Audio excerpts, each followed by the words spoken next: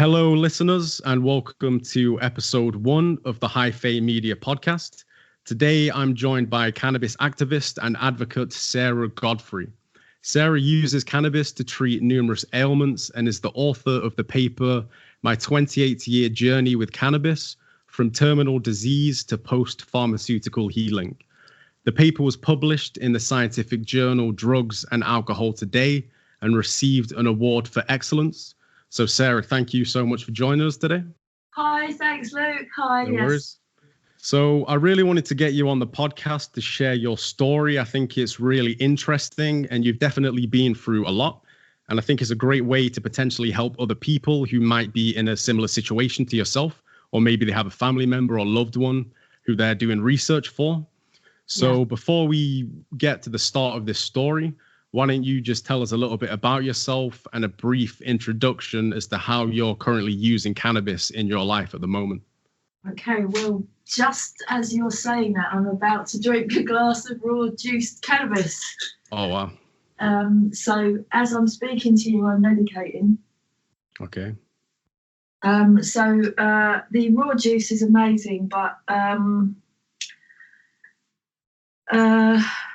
it's incredible stuff. I feel great after drinking it, but I also need the oil as well for other symptoms I have, like diarrhea and fatigue and pain. Yeah. Like the raw juicing treats my fatigue and immune problems brilliantly, but it won't treat my severe pain. Okay. So let's jump to the very start of your story, all the way back to step 1. So what exactly happened in your life, and what was the shift that happened to make you start using cannabis, and then to get you all the way to the point where you're being self-sufficient in making your own oil and your own medicine? So where did this all start? Okay, well, I've tried. I got ill when I was 17. The Crohn started when I was 17, and it wasn't long before I found myself passing out with pain and being taken to hospital. And they couldn't tell me what was wrong at the hospital, and the doctors couldn't tell me what was wrong. And I just felt on my own with this disease that was preventing me from it. Stopped. The pain was so bad that I had to stop working, and pretty soon my life became unbearable. And the only thing that helped that was cannabis, which I came across at a party. Somebody was smoking it at a party, and I smoked some, and it was the first thing that helped my pain. So that was when I realised I had to have cannabis to cope with the symptoms, because the doctors couldn't do anything for me. So during this time after you'd smoked cannabis, and I read in the report too that you're also using hash quite a bit as well.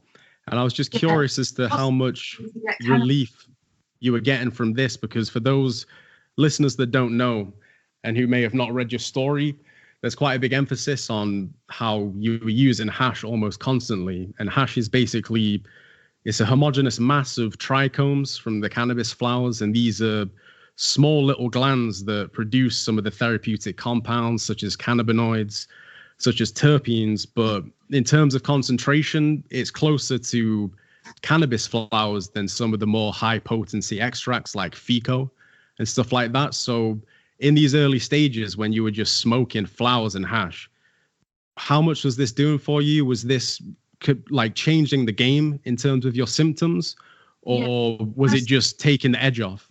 No, the most noticeable, when I first started smoking cannabis, I was handed a spliff with some cannabis herb in it, and I then tried really hard to get cannabis herb. Couldn't get it anywhere. It was a nightmare. I then met and fell in love with my partner, who would be my partner for 18 years, who sold hash.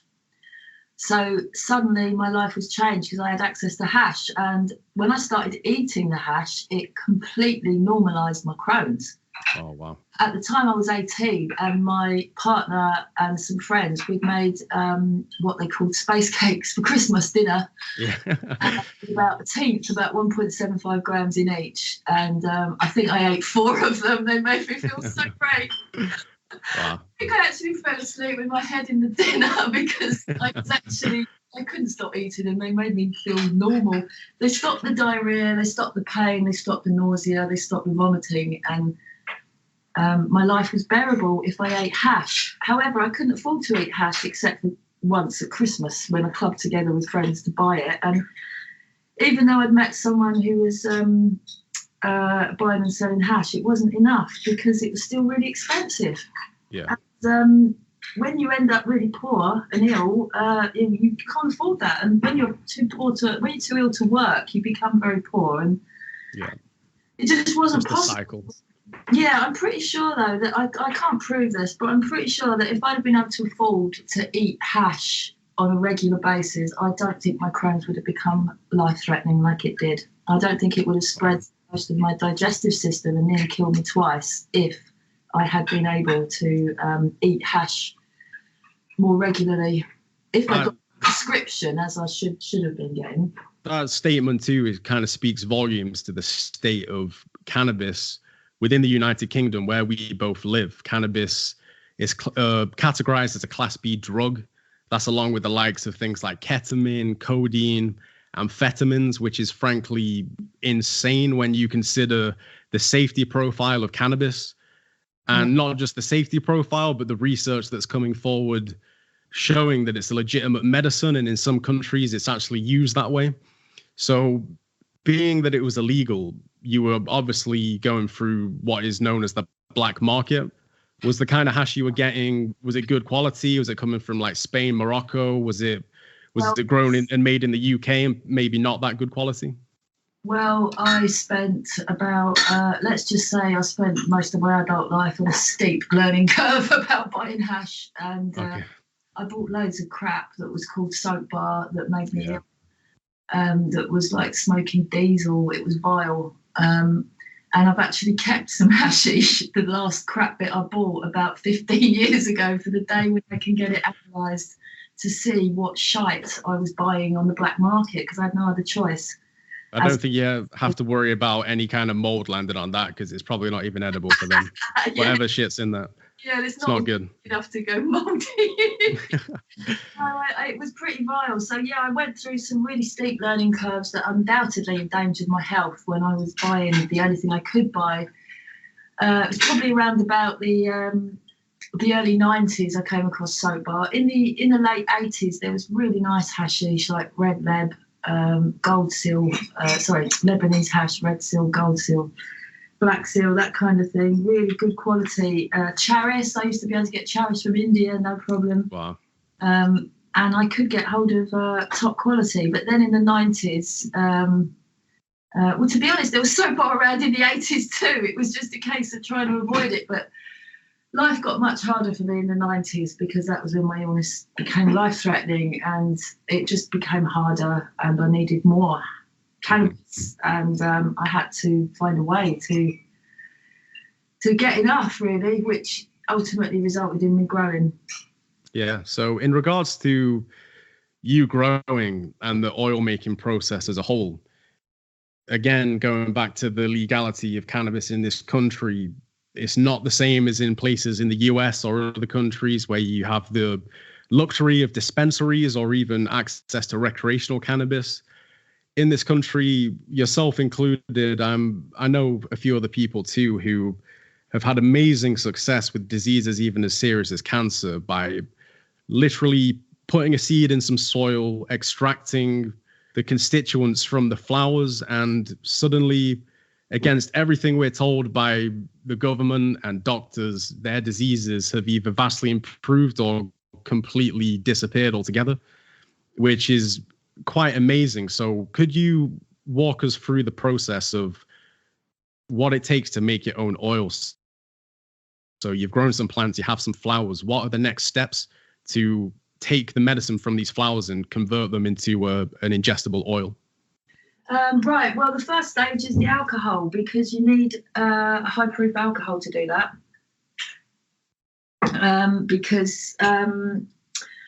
Well, before I ever started making cannabis oil, I was making tinctures, which meant I had to learn to make my own alcohol anyway. What was I going to say? Yeah, there's a ridiculous situation with alcohol in the UK as well, because in countries like France, there's a historical tradition where the French government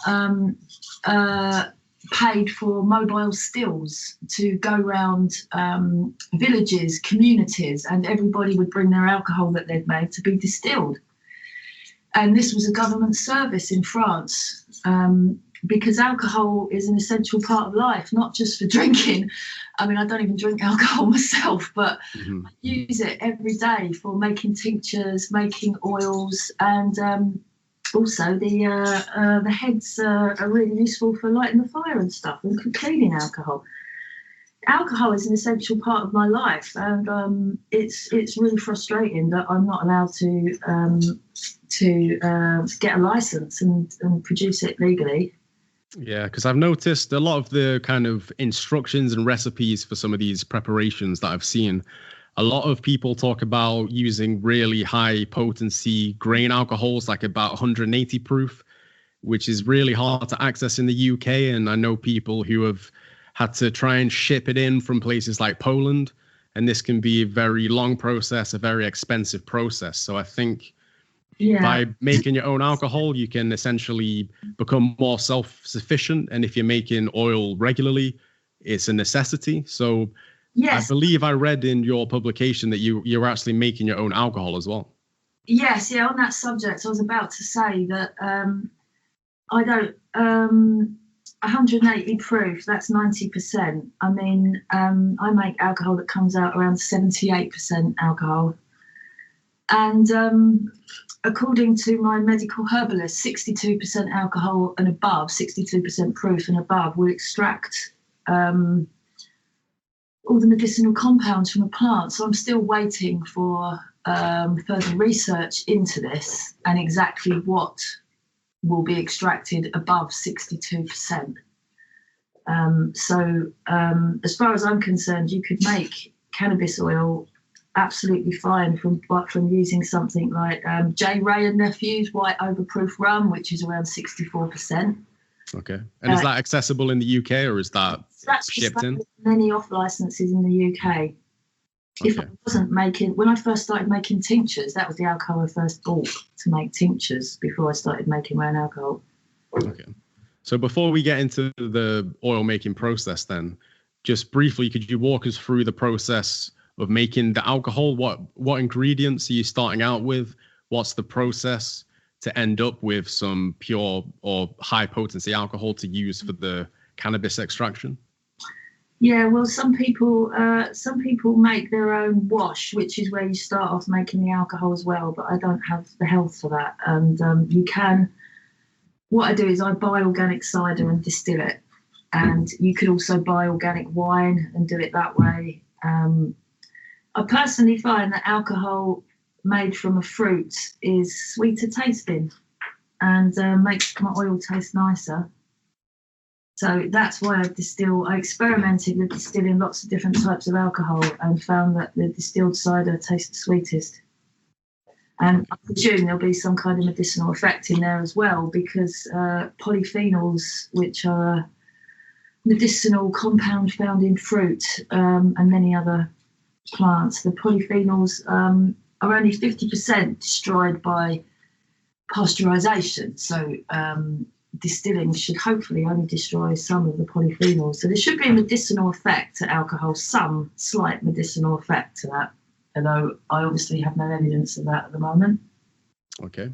So what are you using then? Do you have a distiller at home to put these fruits through, or is there something else you use? Yeah, I have a home distiller. Okay.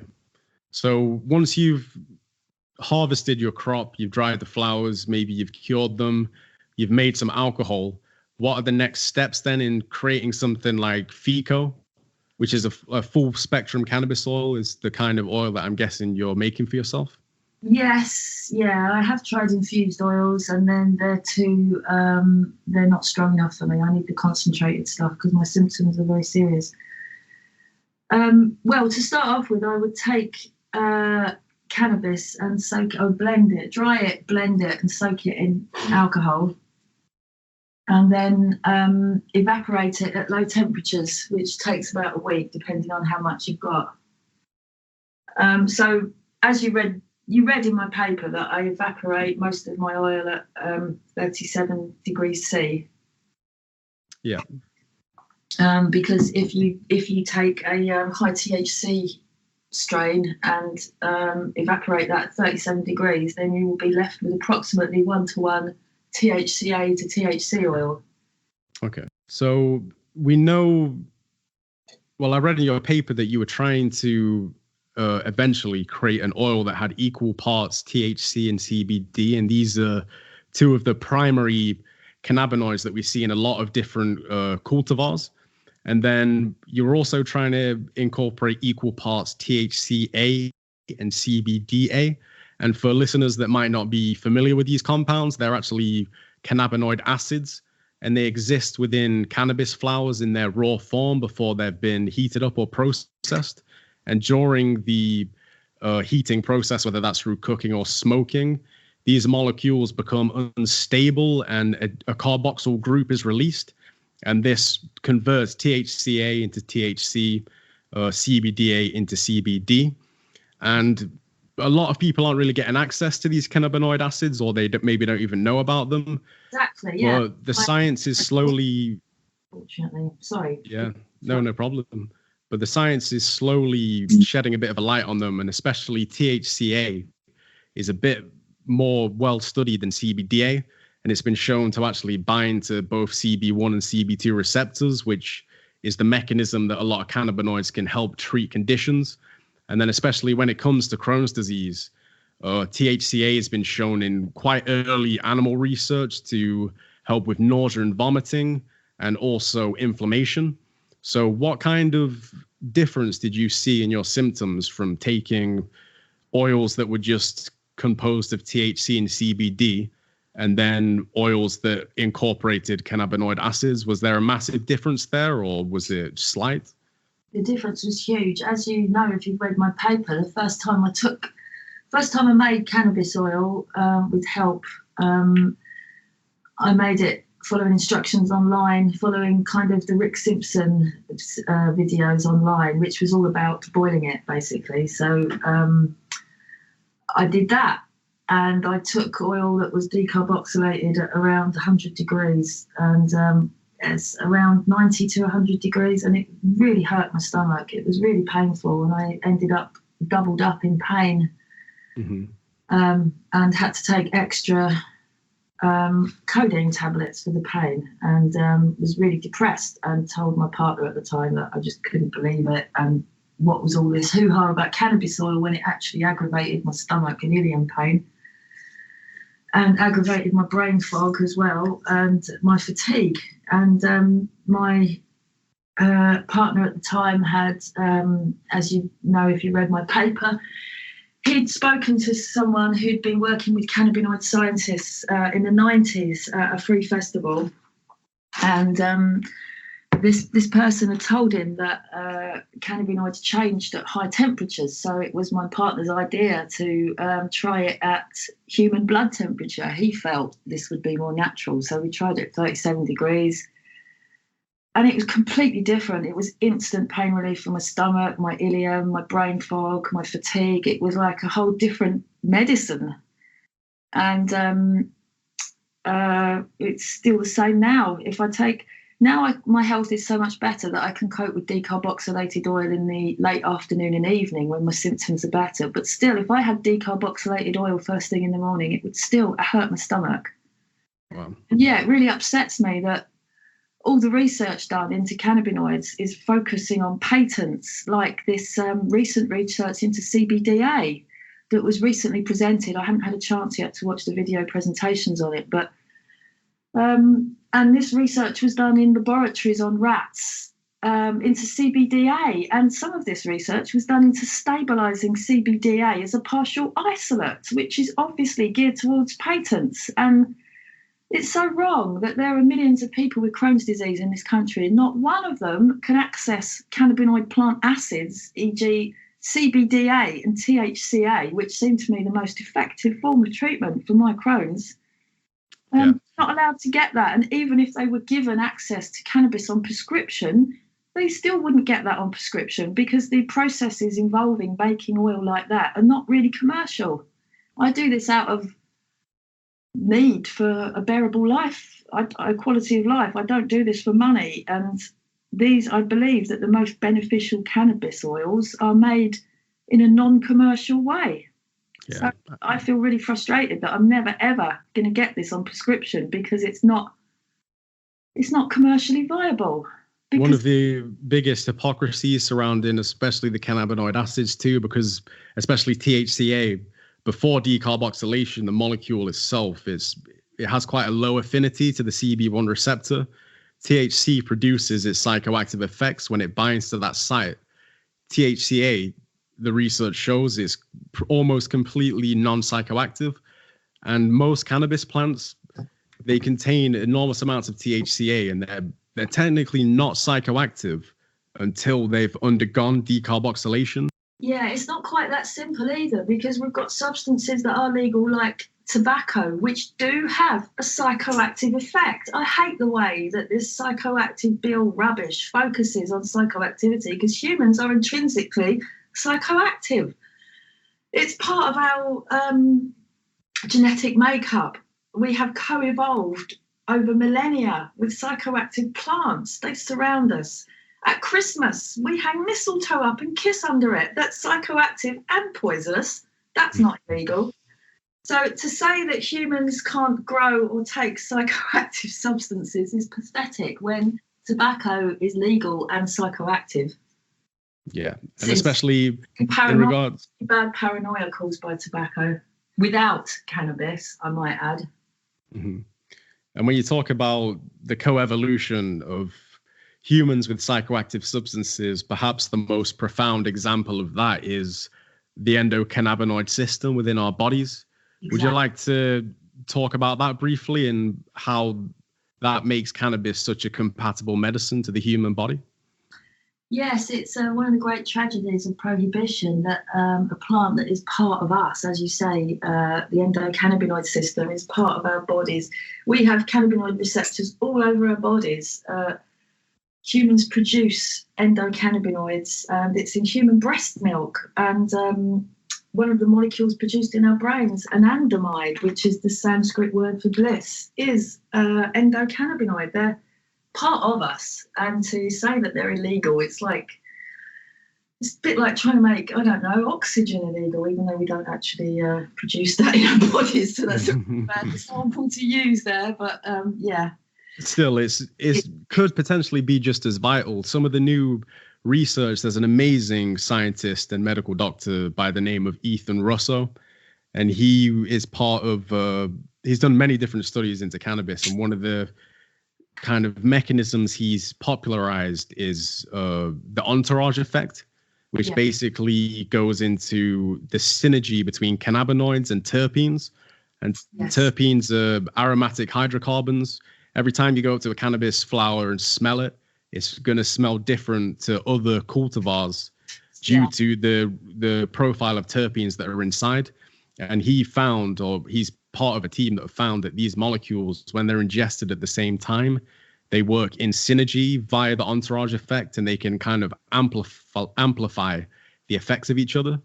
And in America, they're light years ahead of where we are now, but a lot of oil producers and legal oil producers are taking this theory into consideration and trying to tailor cannabinoid profiles and terpene profiles using the entourage effect to target specific symptoms and specific diseases. Yes. So in your experience making cannabis oil, have you experimented with different cultivars and strains, and have you found some to be particularly more effective than others? Yes, unfortunately, I can't experiment as much as I would like, because I cannot access terpene testing at the moment.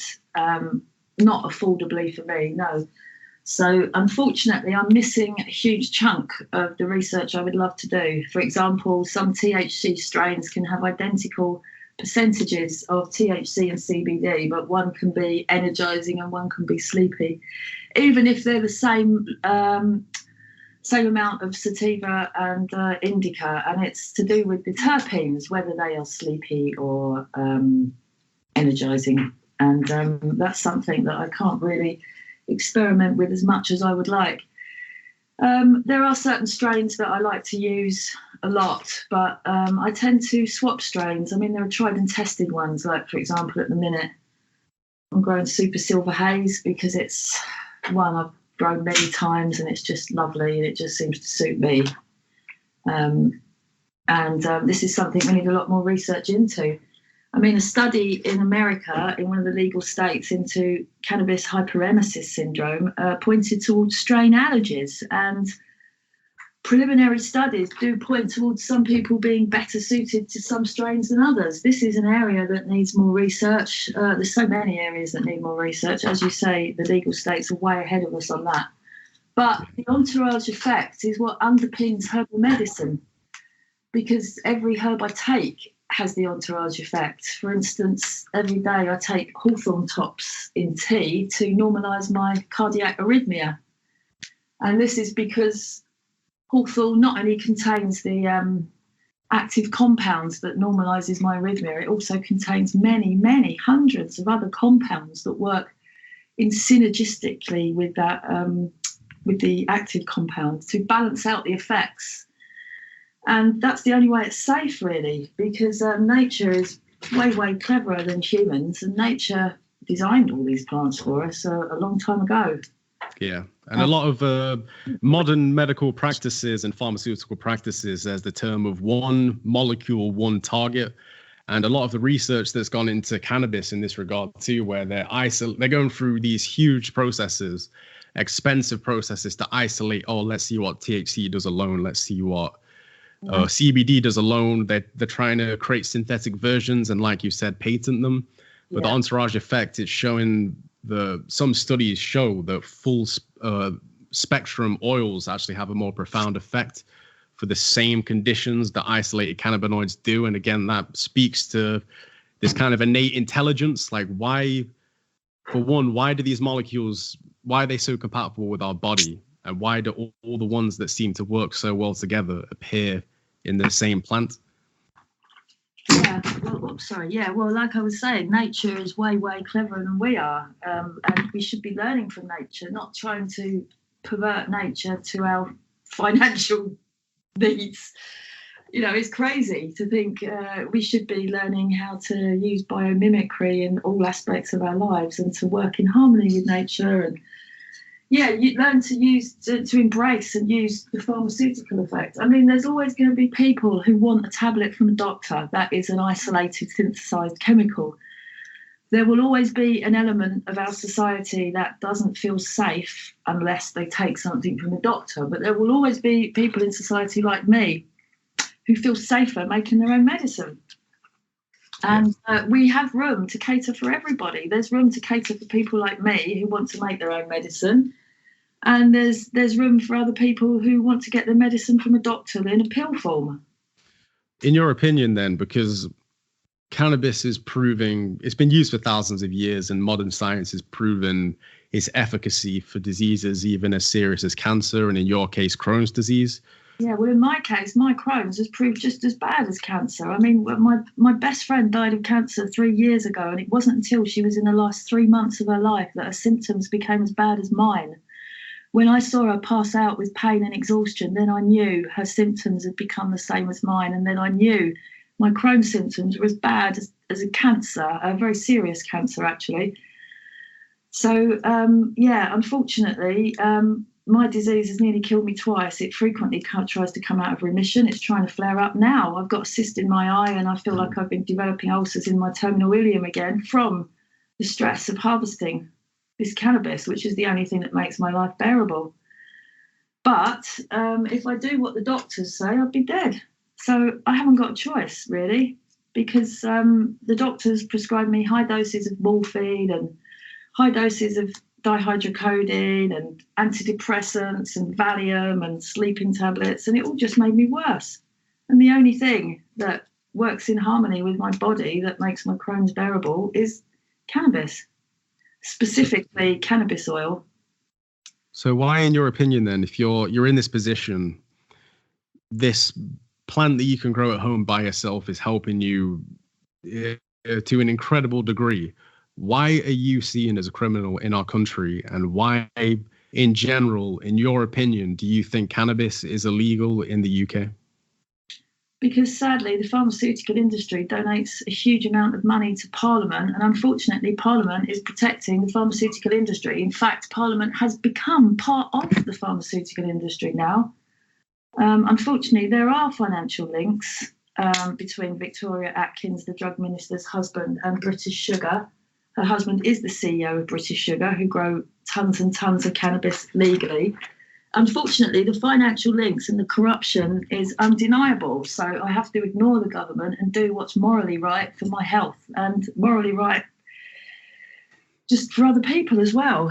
There's lots of people who want this medicine, not just me. And that's why it's illegal. The British government, Britain is the world's biggest exporter of medical cannabis.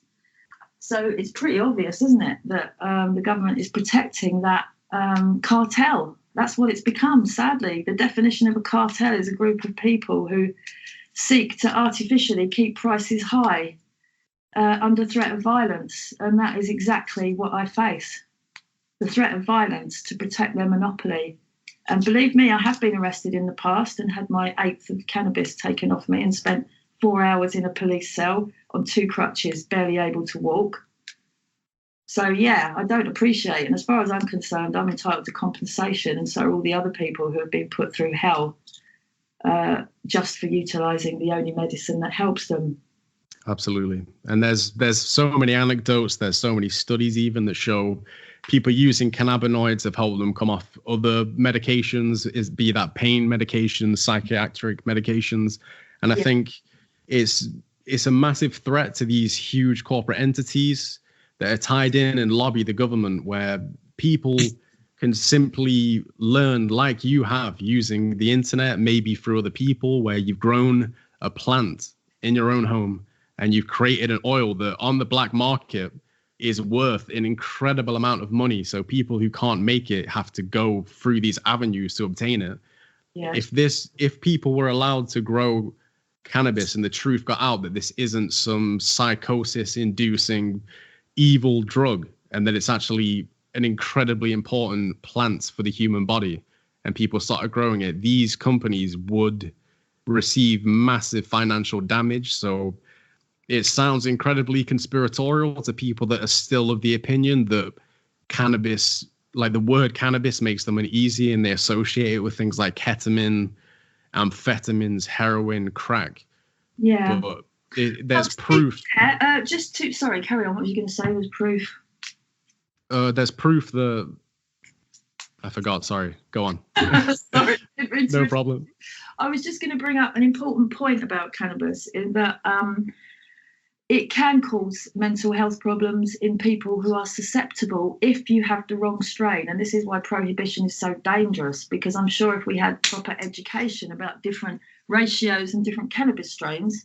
For instance, I've got a friend with bipolar disorder, and he gets on absolutely great with CD dominant weed and oils and anything that's CB dominant. He's absolutely fine.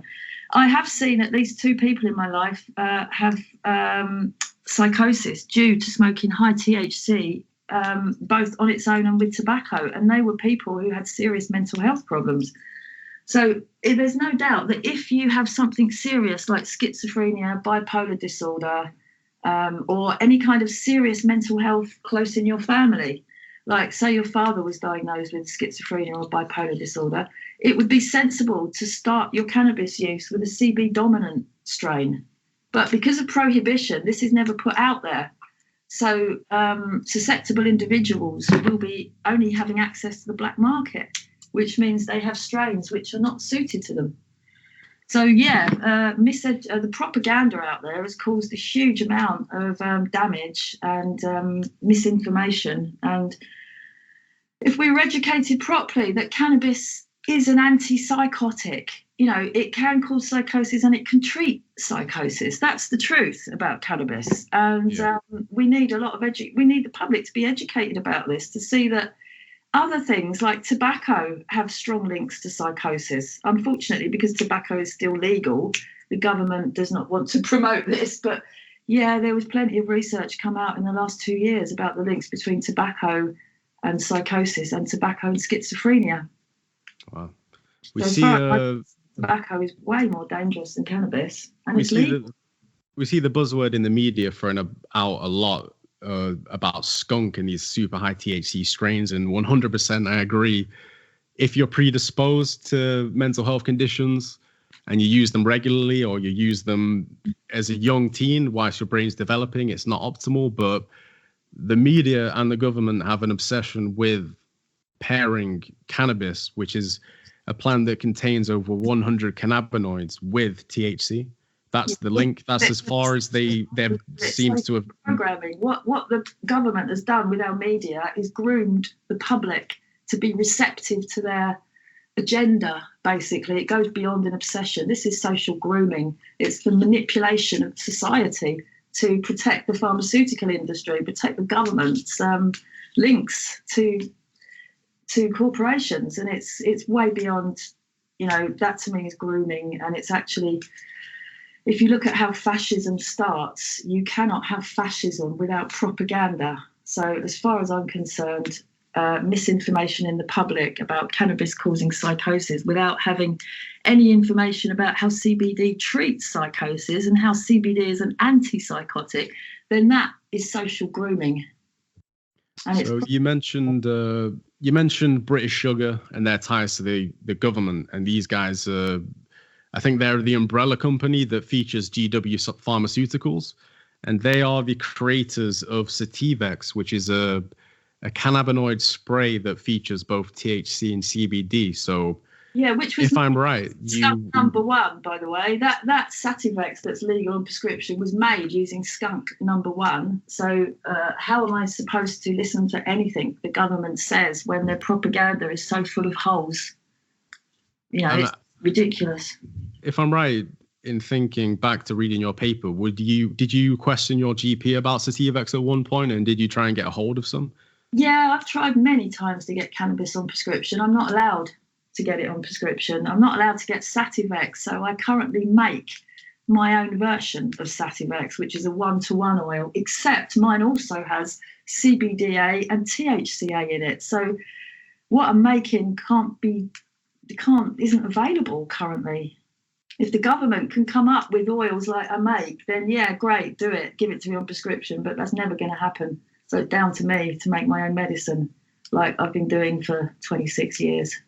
So what is the criteria to obtain Sativex? It's obviously, compared to stuff like FICO, an inferior medicine, and it doesn't take advantage of the entourage effects and something more new. I believe it does. It's not an isolate. However, it is full extract cannabis oil that is then diluted in alcohol. So they're taking similar stuff to what I take every day, but they're then diluting it massively in alcohol so that if you exceed the recommended dose, you get mouth sores. And if I put that, the irony is that if I had been prescribed it, it would have made me really ill because my stomach problems are really serious. As I speak to you now, I'm fighting ulcers in my terminal ileum and cysts in my eyes. My disease is trying to come out of remission again. And to think that they would prescribe something with a diluted oil into alcohol is just shocking to me. And perhaps it's just as well I wasn't prescribed it. But it's only licensed for MS. And even though I've been prescribed anti-epileptics for many years due to the severity of my muscle spasms, I do suffer with spasticity. However, it's only licensed for multiple sclerosis patients. So it's not even licensed for Crohn's disease. So that's what they told me when I applied for it. And as I say, perhaps it's just as well I didn't get it on prescription because it would have really probably aggravated my stomach pain and ileum pain. So at one point along the journey too, you were diagnosed with osteoporosis. And for people that aren't aware what that is, it's basically a thinning of the bone or a decrease in bone mass. And one of the causes of this are cells called osteoclasts that basically break down bone, and they're supposed to do that. That's their job. But when they overwork, that can lead to a decrease in bone mass. And fairly recent research has found that these cells actually have cannabinoid receptors on them, both CB1 and CB2. And it's been found when these receptors have been activated that they inhibit the osteoclast activity and help to prevent the bone breakdown. So in your experience being diagnosed with osteoporosis and taking cannabis oil, have you noticed any personal improvement in symptoms? And have you had the chance to have any bone density scans? And has that shown any difference from taking cannabis? Well, to be honest, my last bone density scan showed that I only had osteoporosis in my left hip, mildly in my left hip now, whereas I used to have it just about everywhere very badly. When I was first diagnosed with it in my early 20s, I was told that my bone density and calcium levels were so low that if they didn't improve, I would have to have calcium injected directly into my bones. So it was very bad. And my last bone density scan showed that it was only mildly in my left hip.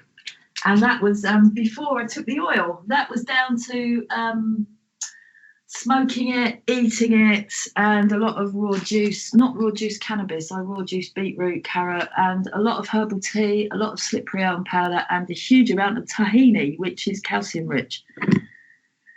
Okay, so I followed you on Facebook for a while, and I've seen a lot of the pictures that you post of kind of wine glasses filled with this vital looking green juice. Yes, gets me watering at the mouth. Yeah. So this is juice cannabis leaves, or is it flowers? Is it both? Well, when I first started growing, when I first started making oil, I couldn't spare any buds to go in the oil because I needed so much oil myself. Now, thank God, my health is better and I don't need the huge amounts of oil I used to need when I first started taking it. Now I can put some buds into the juice, which is what I've just drunk. And yeah, it's amazing. But even before I was growing cannabis, I was raw juicing beetroot and carrot for my Crohn's disease when I was given not long to live. So it's important to emphasize that raw juice, period, is great. You don't need to have cannabis in it. It's bloody great if you can add raw cannabis, and it will be more medicinal without a doubt. But still, if you have a terminal diagnosis, you can save your life with fasting raw juice of beetroot and carrot and herbal teas. I'm just saying that because it's important that, it wasn't just cannabis that saved my life, because cannabis wasn't enough. My disease was so serious that I needed a complete change of diet, and I needed to completely change my life, which is what I did. But it's important at this point to let people know that you can save yourself from a terminal disease by raw juicing without cannabis, but of course it's loads better with. Yeah. And you also talked about in your story both making and consuming probiotic foods, which I find really interesting. And a lot of the scientific literature actually states there's something like 100 trillion microorganisms that make up the microbiome in the gut. And this actually outnumbers the amount of cells that make up the human body, which is a pretty mind-blowing fact. And some studies have also linked a lack of biodiversity in these organisms to Crohn disease. So it does make sense that eating some of these foods and introducing microbial life into the gut could potentially mitigate some of the symptoms of Crohn's. So could you share with us what kind of probiotic foods you made, how you made them, and did you experience any symptomatic relief? Okay, well, the easiest things to make that have changed my life the most are sauerkraut and kefir water, because the kefir water is really easy to make. You just buy kefir grains online, you put them in water, you add a natural sweetener, like I actually use honey in my kefir water, which seems to work really well. And you've got a microbial drink there. I do put the kefir water in a jar in the fridge with dates, raisins, and ginger and lemon to try and get some kind of really nice tasting fizzy drink that's a bit like ginger beer but probiotic. So that's one of the things I do with kefir water. And sauerkraut is one of the main things I eat. I've also been experimenting over the last sort of this year with fermented nut cheeses and trying to use coconut kefir water to make nut cheeses, which has been a steep learning curve, but very enjoyable and something I hope to do more this winter. But it's not easy to find the time, but hopefully I will. But yeah, the probiotic foods definitely improved my health. Has been one of the things that's improved my health. And before cannabis oil, I used to buy probiotic capsules and swallow them, and they never really seemed to help. And it wasn't until I started taking the oil and I researched these capsules and found that, well, basically, again, we get back to the entourage effect, because the reason I eat sauerkraut, for example, is it has all the things in it that I'm deficient in, like B12, vitamin C, etc., calcium. But I can't absorb those things without all the other compounds in those plants, which are designed that way, so you can absorb the nutrients in them. For example, our cells work on complex chemical pathways, and that's why supplements don't work as well. That's why those probiotic capsules didn't work on me that I took, because I was taking one thing, whereas when I eat the sauerkraut, I'm eating probiotics, and I'm also eating things that give the probiotics the energy to work. Like, well, those are prebiotics, actually, things like seaweed. Yeah, it's like the substrate they consume. Yeah, basically what I'm saying is that to absorb those nutrients and those probiotics, you need the whole plant, because it contains, I'm talking about cabbage here, but any plant that you ferment will contain all those compounds that help you absorb the microbes. So once again, we get back to the fact where a probiotic capsule cannot treat my depleted microbiome like sauerkraut and kefir water, because the probiotic capsule is one isolated thing. It's microbes on its own. It's not containing all the other compounds in that plant that will help me absorb the microbes. So on the topic of microbes, the microbiome in the gut is been linked to many diseases when it's depleted and to health when it's restored. But microbial life that's vitally important to us also exists outside of our body within the soil. It's involved in helping plants uptake nutrients, so plants we eat for nutrition, and even cannabis. And I read in your story that you were using a method of cultivating cannabis known as living soil. So could you just give us a brief introduction into what this kind of method involves? Yes. Okay. Well, living soil, it's basically trying to mimic nature again. And I make something called bokashi compost. And this is microbially rich compost. It will also break down quicker because the bokashi bran is impregnated with microbes that you add to the compost. You buy this bokashi bran and add it to the compost. I haven't reached the stage yet of being able to make my own bokashi bran, but I hope to one day in the future. I also make a microbial hydroponic food, which is based on a process called multiple parallel mineralization, or MPM, which is to do with using microbes to fix the nutrients so that they are easily available for plants in water, because I do hydroponic as well as living soil. I'm trying to do living hydroponics, if you like. But one example of this is yesterday I took some aloe vera. I made some aloe vera juice for myself by harvesting some aloe vera and cutting it open and scraping out the juice and blending that with some water. I then drank half of it myself and put the other half into an aerated, well, it's called a biofilter. It's actually recirculating compost tea. And I put the aloe vera in there because it's packed with amino acids that will be fantastic for my plants, and also natural hormones. I use aloe vera to clone my cannabis as well. So what I'm trying to do is learn how my body works and how the plants' bodies work, and how it is possible to live in harmony. One of the reasons I wanted to make this food and learn how to do living soil was because I'm a bit obsessed with sustainable living as well, because it really upset me when I first started doing hydroponic growing that everything came in plastic bottles, and it just feels so wrong to be buying plastic bottles when we're at peak plastic, it seems, at the moment. Did you notice a big difference in terms of plant vitality and even yield compared to utilizing microbes and using other methods before, like synthetic nutrients? Yes. Well, one of the things I put in my paper, which I don't know if you, I'm pretty sure I put it in my paper, was, I think I did actually, was it about the salts inside, the hydroponic salts? and the taste? When I first started using, when I first started juicing, rather, I was growing hydroponically with inorganic hydroponic nutrients from Amsterdam that were promoted as, really good hydroponic nutrients. And this was what I was growing with when I first started making oil and juicing. So the first time I raw juiced cannabis, the 5 people who drank it with me, we all vomited. And that was what started me on this whole journey of sustainable growing and living soil and microbial growing, because it was when I did research into inorganic mineral salt hydroponic nutrients that I realised they're really unnatural. And that was probably, I can't prove this, but that could well have caused the vomiting.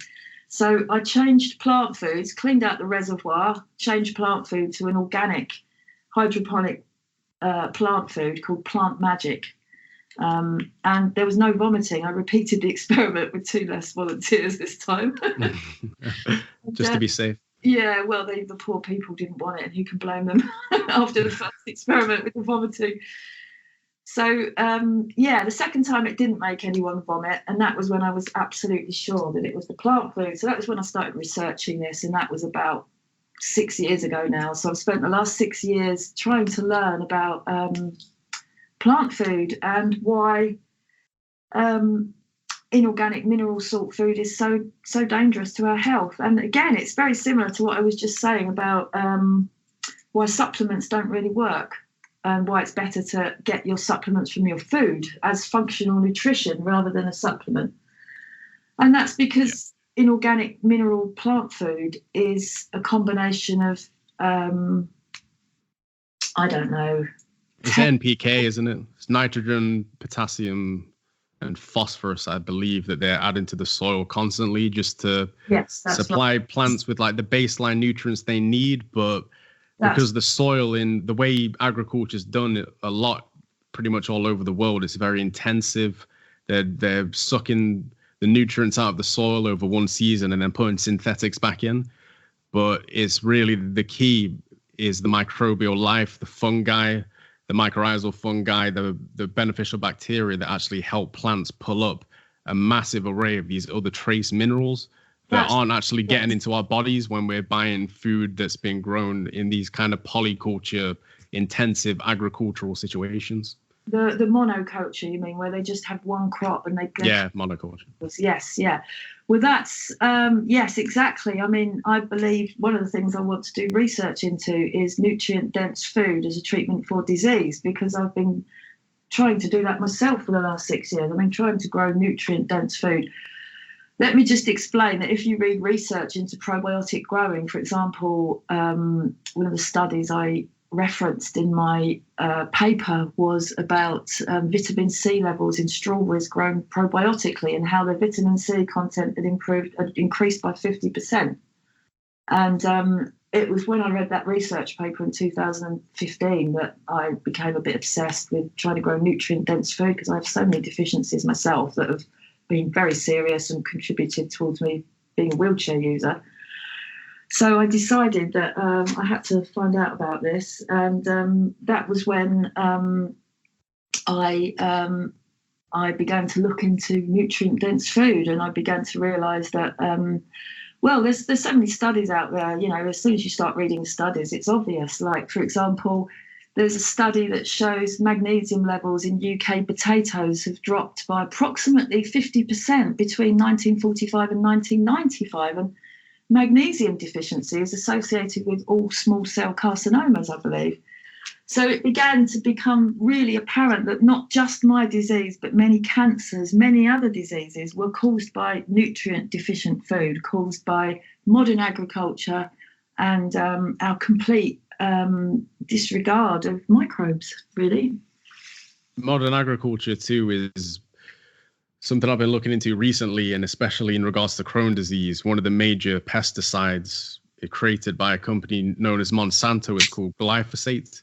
Yes. And a paper that I'll drop into the description of this video basically correlates the application of this pesticide to a massive amount of increases in loads of diseases such as Parkinson's, Alzheimer's, anxiety, and Crohn's disease is one as well. So on that note, do you try to primarily eat organic food? And if you do, during that transition, did you notice any sort of symptomatic changes? Well, to be honest, I've been trying to eat organic for 26 years, so it's been a way of life for me. There was lots of times I couldn't afford organic. Like, for example, when I was given a terminal Crohn's diagnosis, I was raw juicing inorganic carrot and beetroot, and it still saved my life. However, that was because I had no access to organic carrot and beetroot, and that was 25 years ago. Now, I think levels of pollution in our food chain are even higher. So, and thankfully, I'm no longer, I'm well enough to grow some of my own food, which really helps with the organic thing. Now I have access to things like organic box schemes, and it's much easier now than it was 25 years ago to eat organic. But yes, I believe we should all be eating organic. I mean, there've been, like you say, there's so many studies done into this. You know, as far as I'm concerned, it's fact, and our government is not really caring about promoting healthy eating is pretty shocking. A loved one of mine was recently diagnosed with cancer, an aggressive cancer, and I was so disappointed to see that the dietary advice was still the same as it was 20 years ago. And it really upset me that there's no healthy NHS dietary advice available. We're just in the dark ages with dietary advice, unfortunately, when it comes to the NHS. They're still advocating whole grain diets without even discussing organic. It's shocking. It's the same sort of situation as the government with cannabis, like healthcare and diet. That it's so detached from the science that it seems to be the only cause of that is some sort of lobbying again going on, where these companies want to sell their pesticides and they want to keep increasing profit margins on conventionally grown food that's cheaper. You don't have to implement biopest controls and all these kind of things. So seems very much, the root cause seems very much based in monetary gain. It is, yes, totally. I mean, that's why we're in this situation, because government promotes corporations that are unhealthy. There's a financial link between government and corporations. And whilst that continues, we will never have a healthy society, unfortunately. We have a society where the emphasis is on wealth, not health. And as long as that continues, we will have an ill society, unfortunately. That will never change. We've reached the point where cancer rates are pandemic now. Cancer rates are 1 in 2 for men and 1 in 3 for women. And I believe that will be the tipping point that will force things to change, as well as the environment. When things like Extinction Rebellion, things that are happening now, it's good that people are actually caring and realising that we have to act now or die. It's really good that people are realising that, but it's government that is causing this problem. You know, there's a lot of emphasis on individual recycling and stuff. And yes, we all do have to try and live plastic free and learn how to live sustainably. But the bottom line lies with the government, because as long as they're allowing corporations to push unhealthy, cheap food on people, that situation will never change. You know, a lot of people who are ill, like me, live in poverty, which means that you're prone to corporations who target vulnerable people with adverts about, and if you walk into a supermarket, I hate supermarkets, but if I'm unlucky enough to go into one, they're pretty shocking. The pressure consumers are under when they walk into a shop is absolutely shocking. So something else I wanted to touch on from the paper that you seem to include in the protocol, I think this was a little bit later on, is microdosing. And this is an act of taking a subperceptual dose of a psychedelic, such as psilocybin mushrooms, LSD. Some people use iboga. And by taking it subperceptually, you don't experience any of the full-blown psychoactive effects. But a lot of people have reported decreases in psychiatric and mental conditions, such as anxiety and depression. So what were you taking during microdosing? What kind of symptoms or characteristics did it help to cure or lessen? Well, I started off taking 1/10 of a gram of dried mushrooms. I would dry the psilocybin, powder them, and weigh them up into 1/10 of a gram capsules. But to be honest, that became too labour intensive, and I couldn't manage that very often. The symptoms it treated was depression, fatigue, and pain. It's also very good for physical pain. However, because of my autoimmune disease, I have to be very careful with my immune system. And over the last few weeks that I've been having a flare-up, I've stopped microdosing psilocybin because it will deplete my immune system very slightly. Now, when the cyst is starting to go in my eye and the ulcer is starting to go in my ileum, when they've gone, hopefully by next week, I will be back on microdosing psilocybin for my depression, fatigue, and pain. Oh, they're also brilliant for PTSD, of course. That goes without saying, psilocybin. Yeah. So what kind of protocol do you take them on? Is it quite often? And is it like I've seen some protocols where it's maybe 3 days on, 5 days on, and then 2 days off? What's your routine?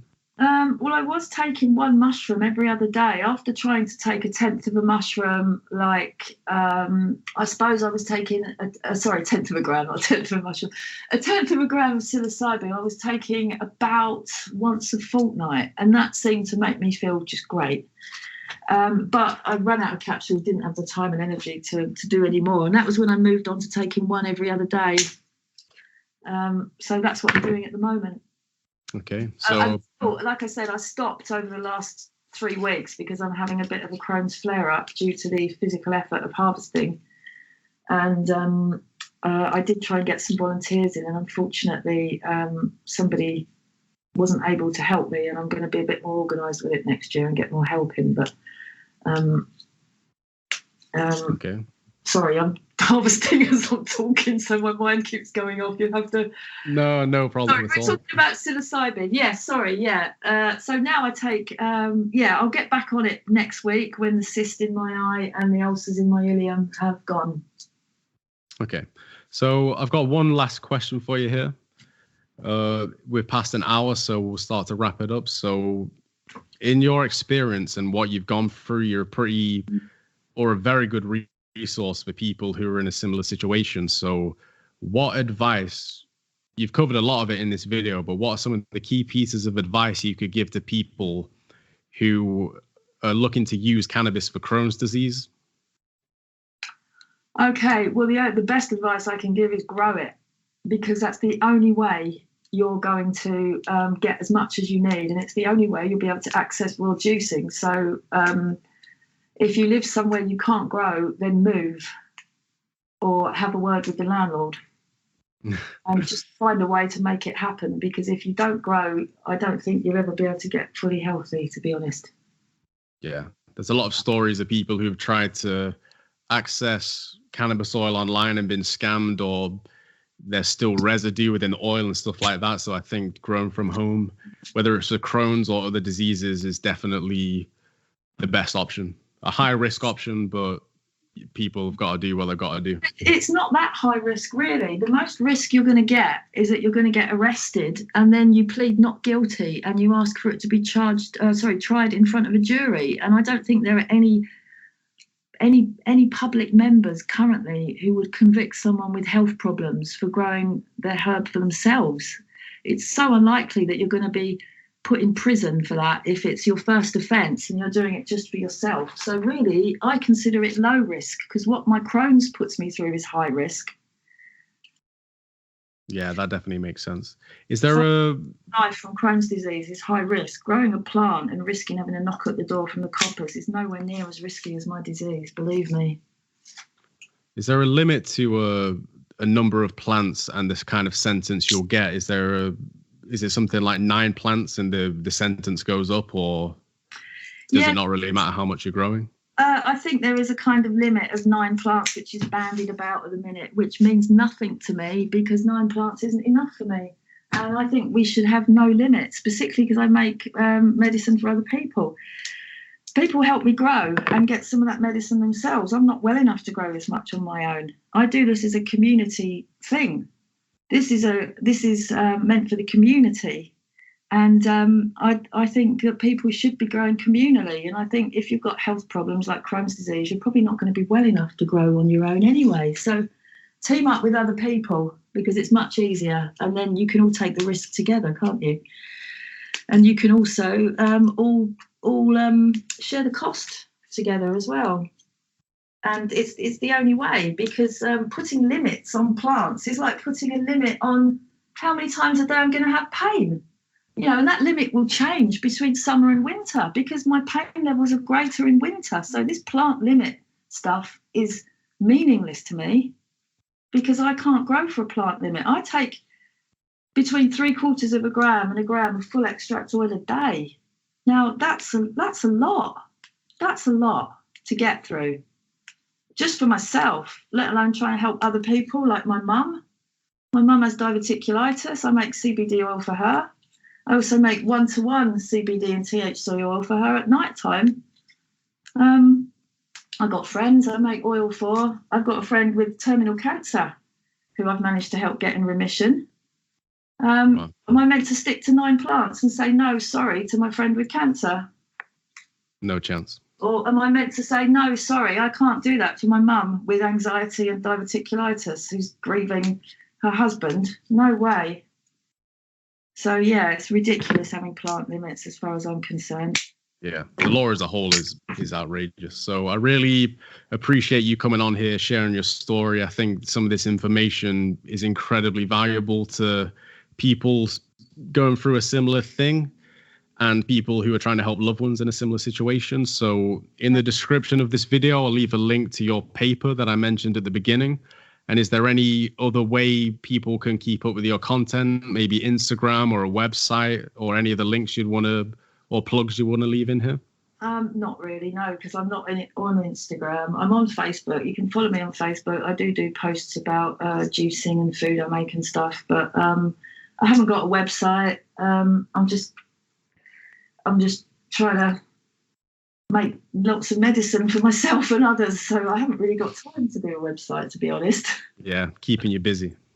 Yes, yeah, to be honest, keeping my disease in remission is a full-time job, and I'm only able to do what I'm doing thanks to a lot of oil and a lot of herbal tea and slippery elm and raw juice and stuff.